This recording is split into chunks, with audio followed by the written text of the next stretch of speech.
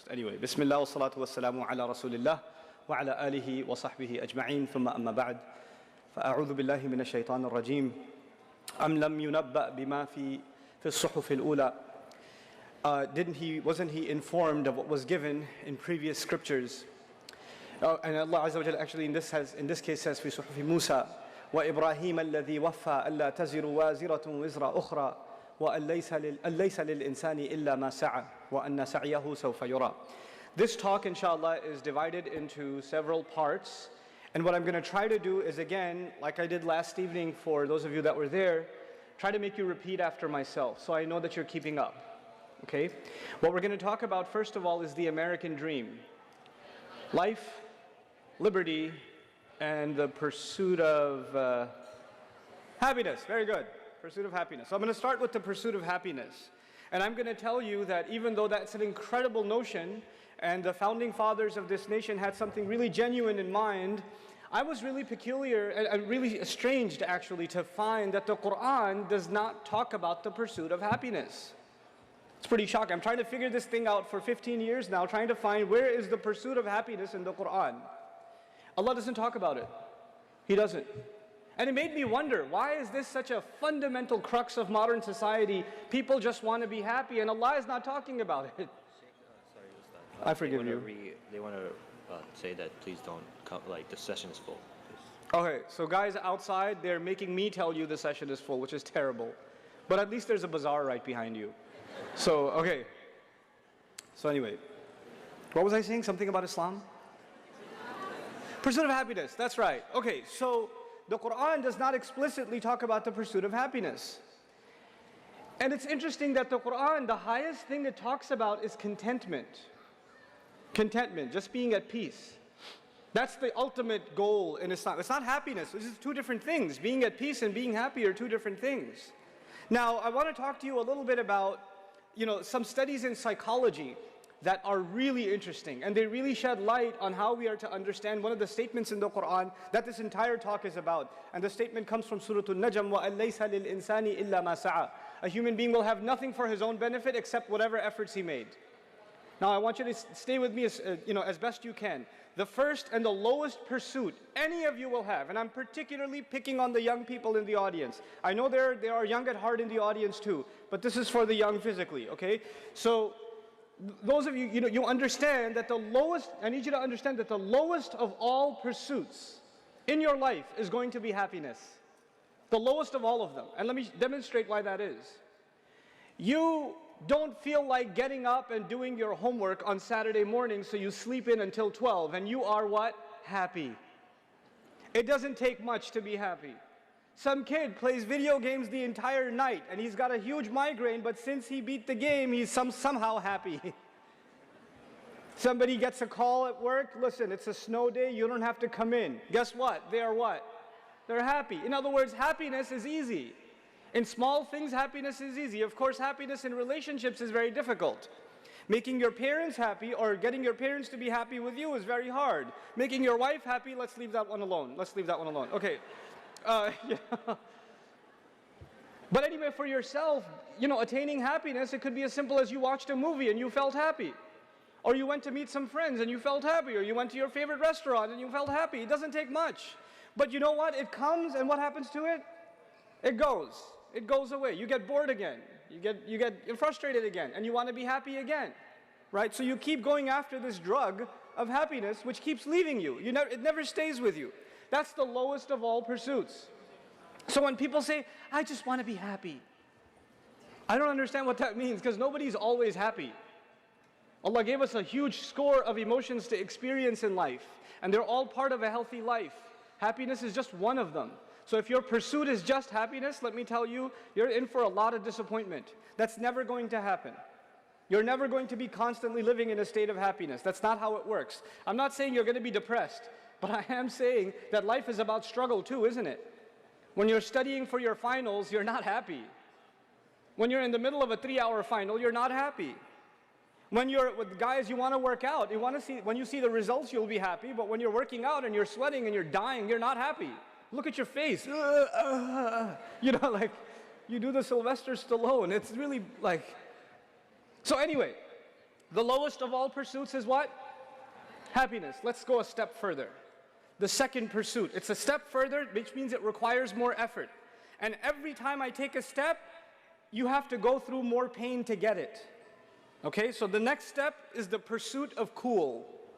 It's not the pursuit of happiness, it's the pursuit of cool. Cool just means nobody's gonna pick on me. I'm gonna blend in with everybody else. Nobody's gonna point at me and say, why are you dressed like that? Why do you talk like that? Why do you look like that? Why are you walking like that? Why are you hanging out with those people? Why did you buy that? Why are you driving that car? People will point at you and criticize you, and you just don't want that to happen. You want to fit in and not be the object of anybody's criticism. You just like to blend in and almost be invisible. You're cool like everybody else, and that takes work. So for example, those of you that are in high school, or even before that in middle school, how you dress to school is a really big deal. And actually, before you pick a shirt out of the closet, and before you pick the shoes that you're going to wear, the thought goes through your mind of who's going to be making fun of you for wearing it.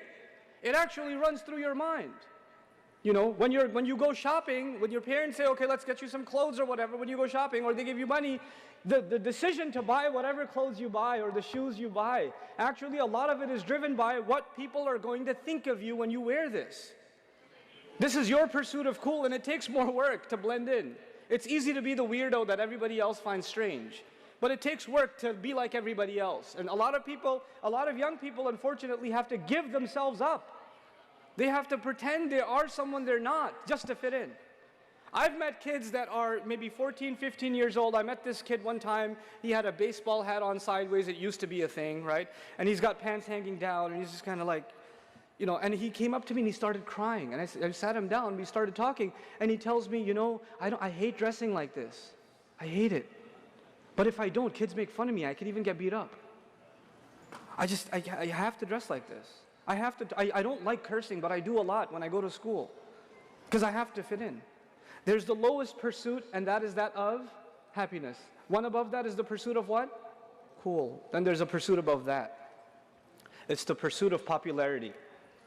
I don't just want to blend in. I want to be the coolest person there is. I want to be the one everybody else wants to be friends with. I want to be the loudest one on the lunch table.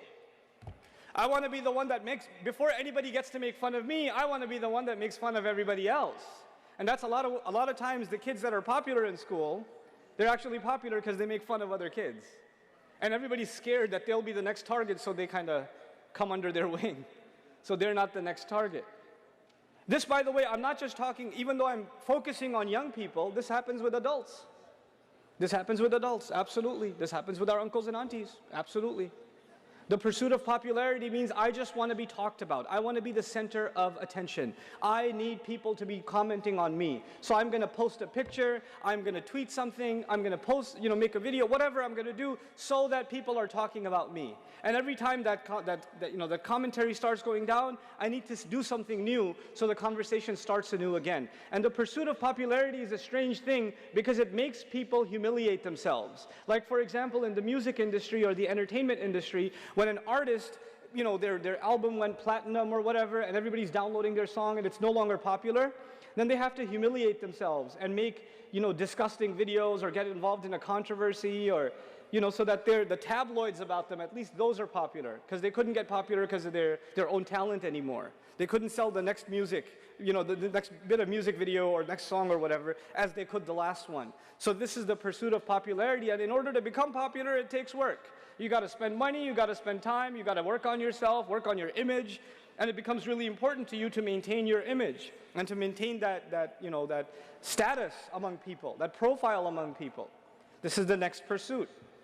But above that is another pursuit, and that is the pursuit of prestige. For college students, this is more important than elementary and high school, but for college students, this becomes a big deal. The pursuit of, what did I say? Prestige. I'm going to go in order. At the bottom, there's happiness. Then what's there? Cool. Then popularity. And now we're in prestige.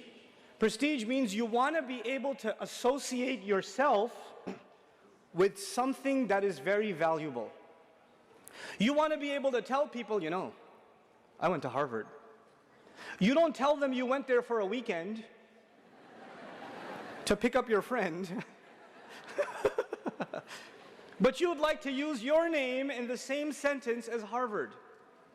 As a matter of fact, even if you're a freshman at Harvard, what have you accomplished? Nothing. You're at that school. What have you done in the world? Nothing. But you would like to have your name associated with a prestigious institution. You would like to have your name associated with a prestigious brand. So you'd like to wear clothes of a certain brand, and if the brand label is not mentioned, you want to have a conversation with people, forcing them to ask, where did you get that? And then you say, well, it's Armani, or something. Because you want yourself to be associated with that brand. That is when a car comes in. What kind of car are you driving? What kind of clothes are you wearing? What kind of people are you associated with? You don't want to take a selfie with someone because you would like to remember them. You want to take a selfie so you can post it so other people can feel like you're more important because you're standing next to this person. It becomes a matter of prestige. If it's just for you, it's great. But this is actually more about letting other people know how awesome you are.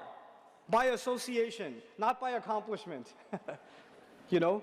And by the way, in the religious community, in the Muslim community, another kind of prestige sometimes our parents go through is they want to make their kids a hafiz and a doctor. Those two things. A hafiz doctor, forget it. They're already in Jannah. There's deen and dunya, bam. Like, رَبَّنَا آتِنَا فِي الدُّنْيَا حَسَنًا وَفِي الْآخِرَةِ حَسَنًا. Done deal. You know? But they love telling people, this, you know, my son, he's a hafiz. You know? And they turn them into a trophy. Unfortunately, that's not why you memorize Quran, but it's happened. It's happened. Now, we are at the level of what? Prestige. So it's going to be a really big deal to you, for example, when you get your first job. Maybe you get your job at, I don't know, Microsoft or something, who cares, but whatever. If you get a job at a big company, right, you got a job at Google, they give you your badge. You wear the badge into the masjid. You know? Just because, you know, you use a lot of Google, they give you a special badge? No, I got a job there. You know? So you want to let people know what you've accomplished. Tafakhurun bainakum, Quran calls it. A desire to show to others what prestige you have. Anyway, I'm going to start at the topic, at the bottom again. What was the first thing? Good, happiness. Second thing, guys wake up. Second thing, cool. Third, popularity. Fourth, prestige. Above that, there's the pursuit of money. There are some people who don't care about happiness. They don't care about cool. They don't care about popularity. They don't care about prestige. All they care about is what? Money. And they know how to make a lot of money. These are people that are wearing a dirty t-shirt and old ripped up jeans. They're driving an 88 Mazda Miata and they don't care because they're making $1 million a month. They're making 10 million a month. I met these people. I met people that are worth hundreds of millions of dollars a year, and you would not know the homeboy is that kind of money. Because his hair's all over the place and he's just, you know, he's doing a thing. It's a look he's going for. Or not going for it, because he just doesn't care. He just knows how to do business, and he's amazing at business. And that's all he ever thinks about. All he ever thinks about is, how am I going to increase sales? How am I going to expand? How am I going to open up the next warehouse? How am I going to do this? How am I going to do that? SubhanAllah. These people are incredible human beings. And by the way, as we move up this ladder, does it take more work? It does, doesn't it? It takes no work to be happy. It takes some work to fit in. It takes some more work to become popular. It takes even more work to have prestige or association with prestige. And it takes a lot of work to make a lot of what? To make a lot of money. It requires an incredible amount of work ethic. These people don't take a break. Then there's above that. There's even higher levels. And by the way, when I say it takes more effort, I need you to understand something. Every time I describe a higher level, you have to go through more pain to get there. You have to tolerate pain, grit, in order to get there. So we're going to go above money now. And above money, there's somebody who just wants to be number one. They want to have excellence. They want to have excellence. I don't want to be the programmer in my company. I want to be the top programmer in my company. I don't want to be a student in class. I want to be the number one student in class. I don't want to get an SAT high score on the SAT. I want to get a perfect score on the SAT. I don't just want to be a basketball player. I want to be in the NBA and I want to be the MVP. And they're never happy with themselves until they keep pushing themselves harder and harder and harder and harder and harder. They're never satisfied. These are the kind of people that pursue excellence in whatever they do, whether it's studies or it's exercise or it's athletics or it's, their work field, their research, whatever it is, they need to be on top. They need to be number one. And you know who they're never satisfied, who they compare themselves to? This is important. You know who they compare themselves to? Themselves from yesterday. They don't care about anybody else. They don't look at anybody else. They know that they could have done better. So they're never satisfied. They never sit back. They're always saying, man, I need to do more. I could have done better. I know. And everybody else might say, wow, you're amazing. That's an amazing thing you did. And they're like, who cares? I know I could do better. So they don't even care about the praise and the accolades from people who think that they've done incredible things. They just keep pushing themselves harder and harder and harder. An easy example for you guys to think about is Michael Phelps, right? How many people praising this guy for beating all the records there are? But do you think he's sitting there saying, oh, I beat the records. Now I have the prestige, so I can sit back. He wasn't after prestige. Clearly, he's after what? Excellence. So he's never going to be satisfied. He's going to keep pushing himself. Like a machine, keep going forward and forward and forward, accelerate even more. These are, by the way, very few people in the world. Very few people. So a lot of you guys sitting here, once you get like a passing grade in school, now it's time for the pursuit of happiness. Put on the PlayStation, Then there's the guy who gets a 99 and he's beating himself up. How did I make that one mistake? And it's usually not a guy, it's usually a girl. I tell you, on this point about excellence, I will make a comment about what I do for a living. One part of my career, I don't really have a real job, but a part of my career is I teach, young men and women Arabic in an intensive program. It takes about 9 months to teach them some things about Arabic. And this half of the class is girls, and this half of the class is guys, 30 girls and 30 guys. And the sisters consistently, for the last 5 years, have completely destroyed the brothers in exam scores. Completely. But the guys consistently have been happier. Let me tell you something. The girls are always upset. Ustad, I know I got 100, but I'm not sure I understand fully. And this guy got a 25, and he goes, I get it, Ustad, I get it. I am dealing with two different species inside a classroom. They have a completely different mindset. So I have to tell these guys to wake up. Stupid, you don't understand. Do some work. And I have to tell these ladies, calm down, you get it. Take it easy on yourself. I can never tell these guys to take it easy on themselves because they couldn't possibly be taking it any easier. It couldn't possibly happen. So we're up to what now? What are we up to? Okay, help me out. Let's start at the bottom again. Happiness. Cool. Popularity. Prestige. Okay. Money. Excellence. What could be above excellence? I don't know. There is something above excellence, and that is impact. Impact. I don't care what I get. I don't care if I make more money than everybody else. I don't care if I'm number one. That's not what I care about. I want to do something for others. I want to leave a legacy. I know that I have a limited time on this planet. And when I go, I want to leave my mark on this earth. I want to be able to say that I did something that made this a better place for other people. I want to be a person of impact on others, on other things and others, on the environment around me. There are people, we're talking about non-Muslims right now. We're not talking about believers yet. There are people who get an MBA, top schools. They could be making six-figure salaries coming right out of school. And they're dropping those salaries and they're going to companies that are doing socially responsible work. And they're taking a major pay cut because they, instead of believing in money, they believe far more in impact. So they'd rather work with an organization that's helping, reform the education system. Or a doctor who could be making a huge amount of money. So he just finished residency, he just finished everything, and he's now ready to get into the workforce, decides he's going to spend 3 years in Doctors Without Borders. You ever heard of this? You don't make money when you go to Doctors Without Borders. You risk your life to go to Doctors Without Borders. But why is this young man going? Why is this young woman going? Because instead of worrying about what kind of car am I going to get when the money starts rolling in, he or she is more worried about the impact they want to have on the world. They want to help. They want to do something good. And I tell you, that kind of selflessness is very, very few people. The higher up we go this ladder, the fewer people you find.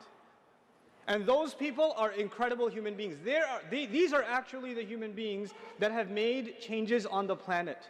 Think about people like Nelson Mandela or something. People that have spent time in jail because they believe in something, because they believe in impact. They want to do something more than themselves. They sacrifice themselves for the greater good. They don't even think about themselves. They are servants of a cause. And so these people are the people of impact. They're way even above the people of excellence. By the way, excellence is automatic for these people. Excellence is not their goal, it's a byproduct. You know why? Because if you want to have that kind of impact, you have to have what in yourself? Actually, you have to push yourself harder and harder. And you might wonder, maybe this is the highest goal somebody can reach, is impact. But no, there's something higher. There's the ultimate truth. Somebody pursues justice. Somebody pursues the truth. Somebody pursues an ideal. They believe in justice. And justice is something that you can never fully see in the world, can you? It's never going to fully be there. But they don't care. They're going to work towards it anyway.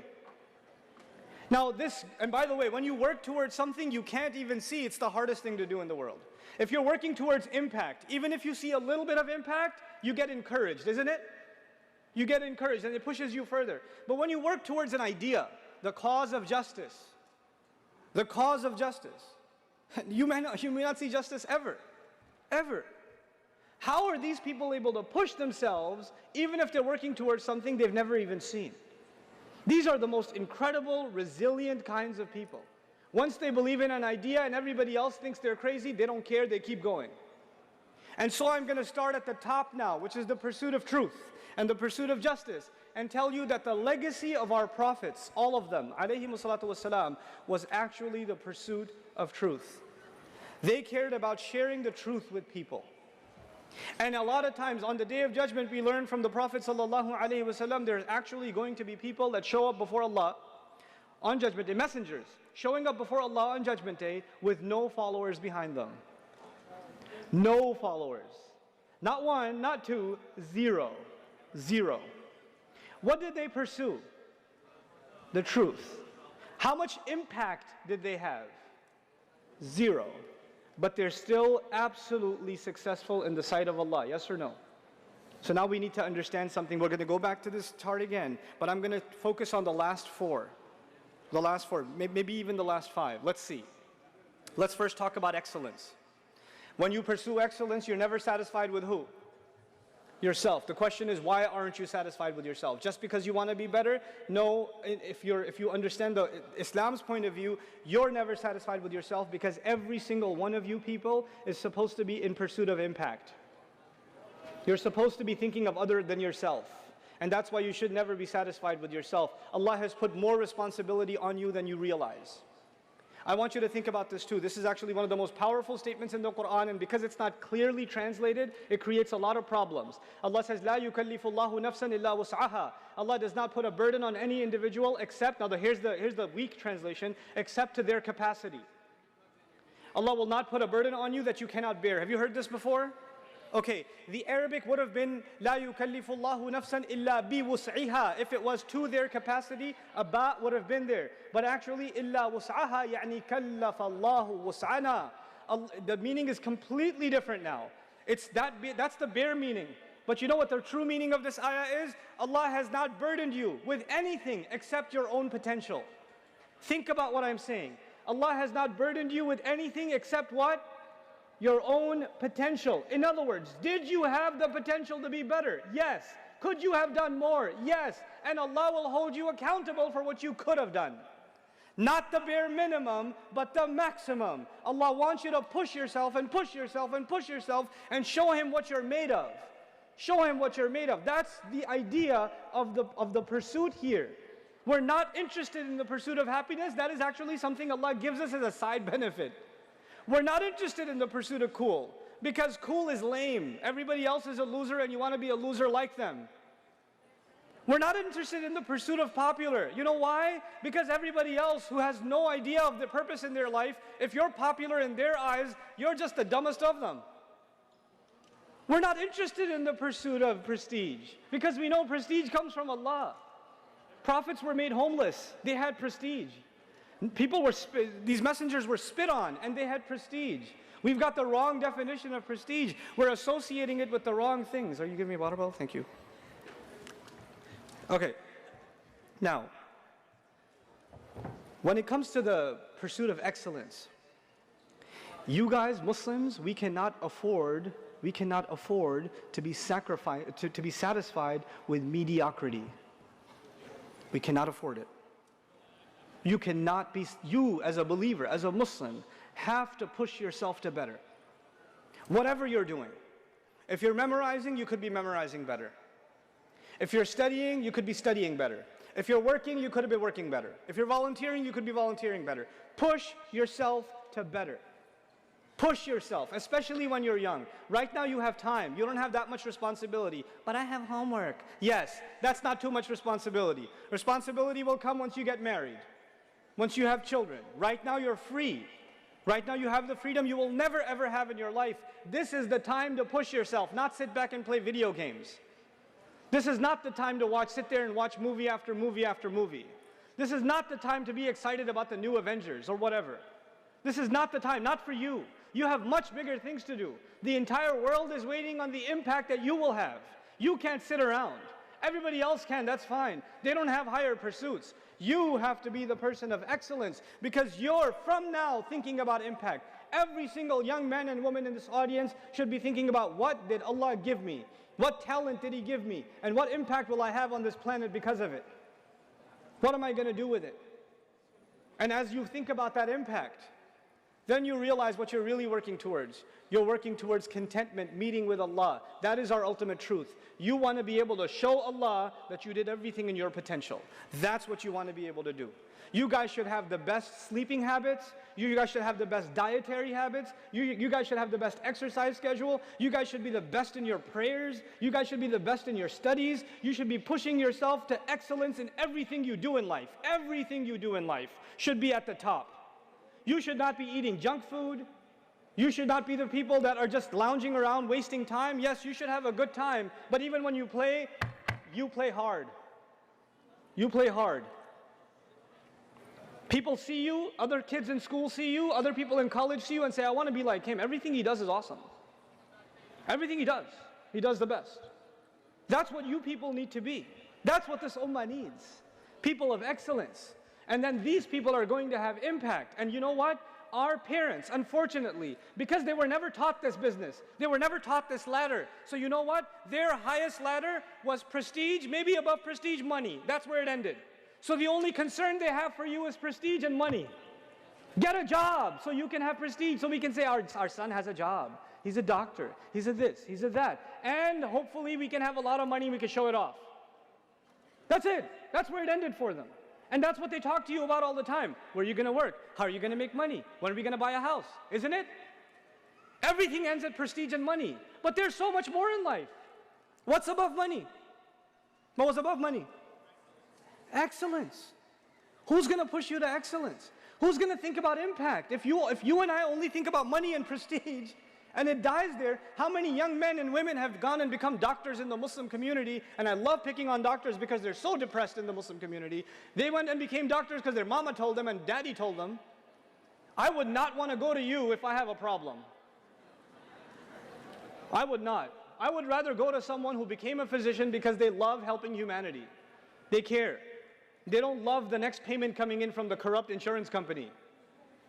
They actually care about humanity. Those are the physicians I'd like to have a relationship with, or go to and take my children to, you know? People of impact. And now my final bit in this. Allah says, وَأَن لَيْسَ لِلْإِنسَانِ إِلَّا مَا سَعَى.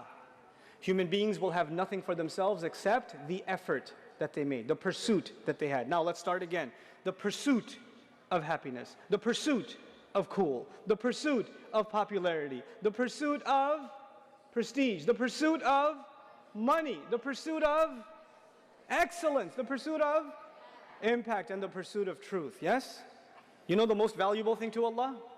The most valuable thing to Allah of all of these is pursuit. Not money, not impact, not excellence, all of those things will come. What Allah wants to see from you is what? Pursuit. I told you there are prophets that show in front of Allah on Judgment Day how many followers? 0. So they had 0 impact. But Allah still gives them the highest ranks in Jannah. Why? Because Allah respects their pursuit, their effort, their grit. They were tough and they went through it. If you were to have a progress report for Nuh alayhi salam every year, let's see a growth chart in how many people became Muslim. Nuh alayhi salam, this year, it's annual review. How many people become Muslim every year? 950 years. There's like, bloop. The chart isn't going like this. It's just this flat and maybe even goes down. Some people are coming close and they went away. There's no impact. There is no progress on the ground. But you know what we respect about Nuh alayhi salam is his constant pursuit. We have to internalize this. You guys have to be a people of pursuit. We will have nothing in front of Allah if not our pursuits. Young people, listen to what I'm saying, please, carefully. Please think about this. What is your life going to mean? If your life is just one video game to the next, if your life is just one episode to the next of a show, what are you pursuing? Who cares if you got trophies on that video game or you got 100% synchronization in Assassin's Creed? Who cares? Who cares? What is that an account? What did that change for the world? Who cares how many push-ups you can do? Who cares?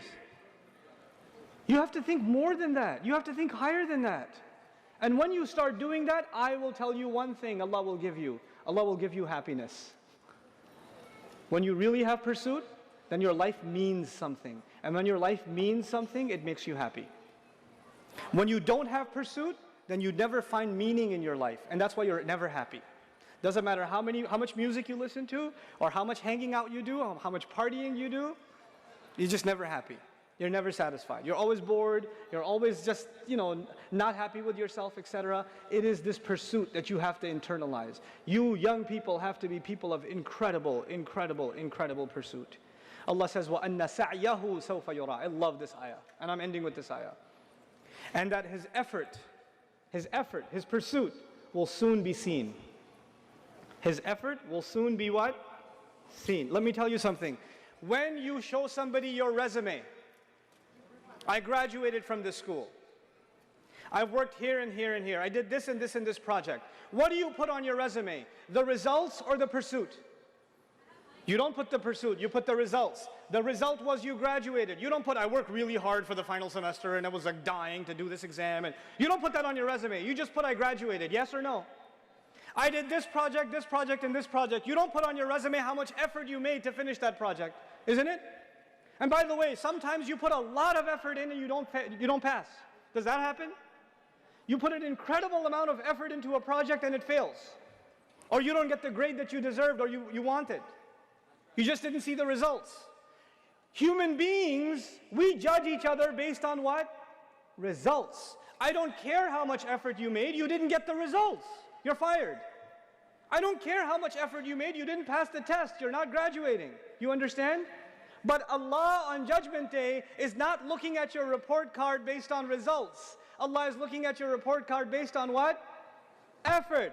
Allah says, and his effort, his pursuit is that which will be shown, or which will be seen. That is remarkable because no other human being on the face of this earth can see my effort.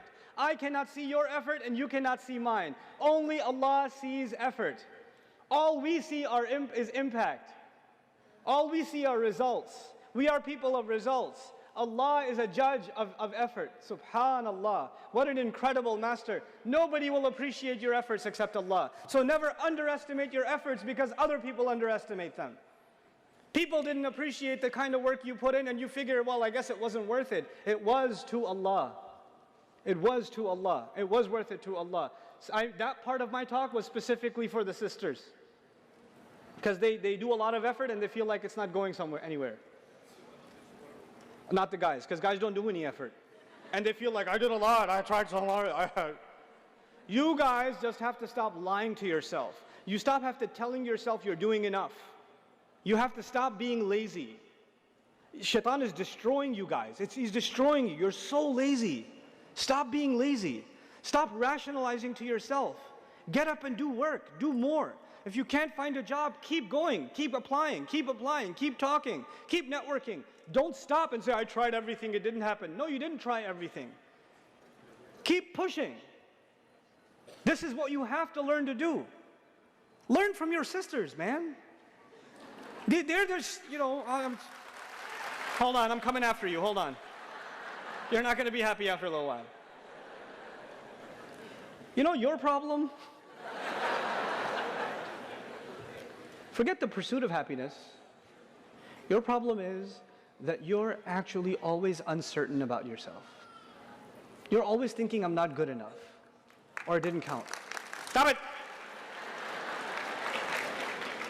And you have to take it easier on yourself. Not talking to you. You don't need to take it easier on yourself.